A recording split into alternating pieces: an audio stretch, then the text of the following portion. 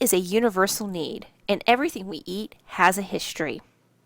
I'm Brittany, the museum's historical interpreter, and I will be starting a new series where I try to recreate recipes from cookbooks, index cards, and even letters from our service district while talking about the history of certain elements in each recipe.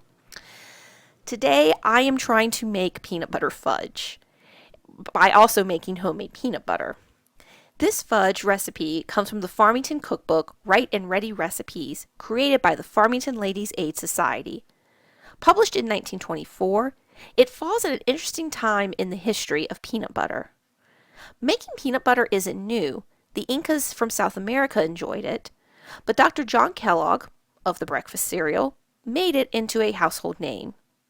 In 1895, he filed a patent for a food compound that required edible nuts, such as peanuts or almonds, to be blanched, boiled, and then dried before being pounded by rollers into a paste.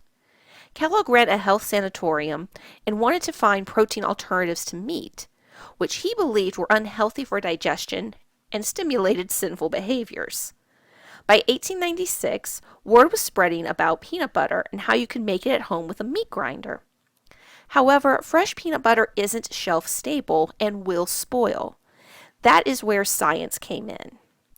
In 1921, Joseph Rosenfield filed a patent to apply the partial hydrogenation process to peanut butter. He added hydrogen molecules to the peanut oil. Under normal circumstances, the oil separates from the peanut butter easily and at low temperatures, which leads it to spoil quicker. However, this process made the peanut butter oil separate at a much higher temperature. It wasn't long before shelf-stable peanut butter became common in stores and in household kitchens. While there isn't proof, it is neat to think that maybe this recipe book included a peanut butter fudge recipe because not only had peanut butter rose in popularity, but it was simpler to purchase rather than make it yourself.